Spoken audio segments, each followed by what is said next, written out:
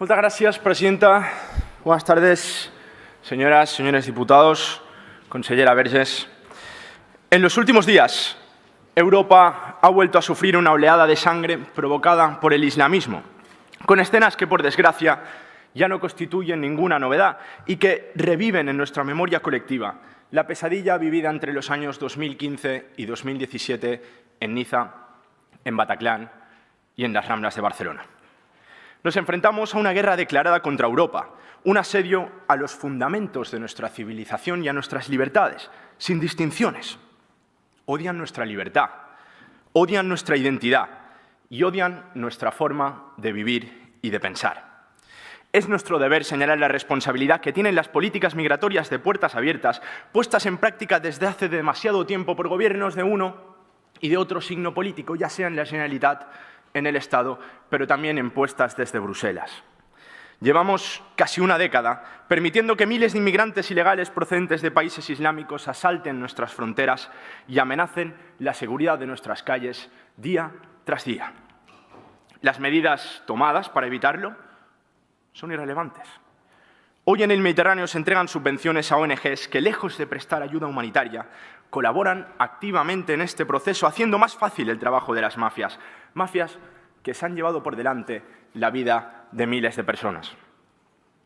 Y ustedes también son responsables de esta situación, con esas suicidas políticas de puertas abiertas que disparan el efecto llamada. Responsables a partes iguales de la tragedia que se vive en el Mediterráneo y de convertir las calles de Europa en el escenario de una película de terror. ¿Y ahora? ¿Qué le dicen ustedes a los europeos? ¿Cuál es su receta? Nos piden que nos resignemos, que nos acostumbremos a los ataques, que los consideremos, como declaró el alcalde de Londres, algo inevitable en las grandes ciudades. Han puesto precio a su aventura multicultural. Poner en riesgo nuestras vidas, la seguridad de las mujeres y el futuro de nuestros hijos. Los medios de comunicación son también colaboradores necesarios en todo eso. Censura, silencio, ocultación de la nacionalidad de los atacantes y del carácter islamista de los atentados son habituales en periódicos, en la radio y en las televisiones, al tiempo que no tardan en señalar a los que sí denunciamos las atrocidades perpetradas en nombre del Islam aquí y en todo el mundo. El pasado 23 de enero se produjo en Algeciras el asesinato a machetazos de Diego Valencia, sacristán de la localidad gaditana, resultando también heridas de gravedad otras 4 personas. El atacante no tenía papeles y desde junio de 2022 contaba con una orden de expulsión a Marruecos, una orden de expulsión que no llegó a concretarse a tiempo. Para una parte de la prensa, lo más reseñable ese día fue la posible enajenación mental del terrorista y no su intencionado plan de acción donde incluyó como objetivos varias iglesias de esa localidad. También, este pasado lunes, un musulmán cegó la vida de 2 ciudadanos suecos en Bruselas al grito de Allahu Akbar. Residía de forma ilegal en Bélgica desde el año 2019. Ya contaba con antecedentes por terrorismo. Tenía una orden de expulsión en curso desde hacía años y estaba siendo vigilado por los servicios de inteligencia de ese país. ¿Quién en su sano juicio puede entender cómo una persona con ese perfil pueda seguir campando a sus anchas por las calles de Bruselas o de cualquier otra ciudad de Europa? En Cataluña, desde que en agosto de 2017 el islamismo se llevase por delante la vida de 16 personas en un solo día, se producen el 30% de las detenciones por yihadismo de toda España. Es, con diferencia, el territorio donde se concentran más islamistas dispuestos a atentar. Estos casos son el paradigma de que todo lo que nos plantean las élites está fallando.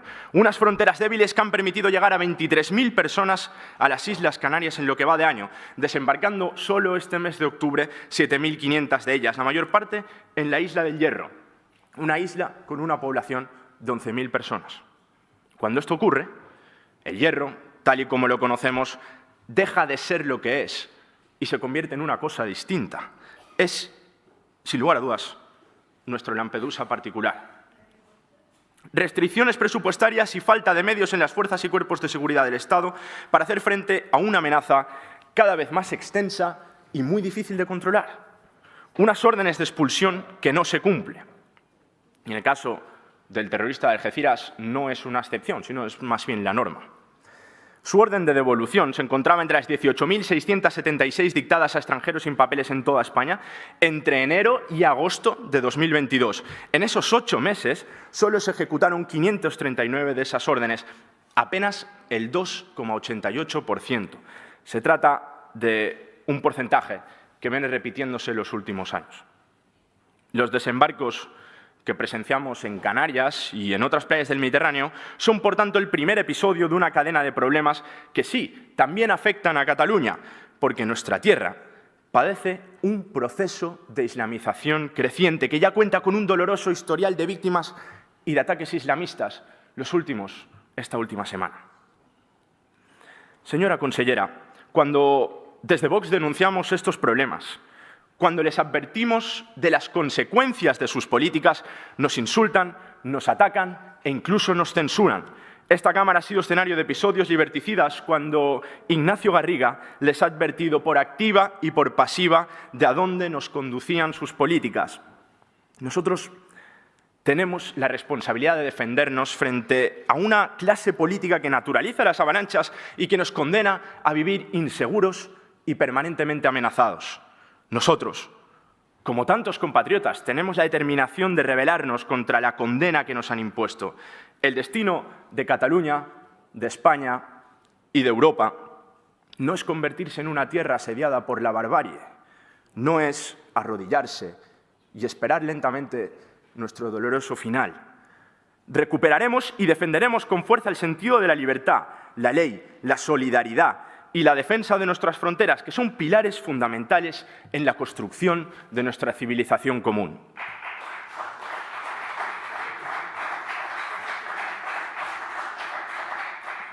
Señora Vergés, hay que cambiar las cosas de forma radical o Europa, España y Cataluña sucumbirán sin remedio. Combatamos el integrismo islámico en lugar de protegerlo, como es el caso de Mohamed Said Badawi, marroquí recientemente expulsado de España como el responsable del radicalismo islámico en la provincia de Tarragona, que fue apoyado públicamente por todos ustedes, por este Gobierno de la Generalitat, que se estaba fotografiando incluso con él. Abstengámonos de firmar pactos y acuerdos con organizaciones internacionales que promueven la expansión del islamismo, como es el caso de la consejera de Acción Exterior, y sus pactos recientes con la Liga Árabe para introducir con todavía más fuerza el Islam dentro de los colegios. Frenemos la injerencia extranjera en Cataluña mediante la financiación por parte de países fundamentalistas islámicos de la construcción de nuevas mezquitas fundamentalistas salafistas en Cataluña. Según datos de la propia Generalitat, el número de las mezquitas se ha doblado en los últimos años, pasando de 139 en 2004 a más de 280 en 2019. Y según datos del propio Gobierno, en 1 de cada 3 se predica el salafismo.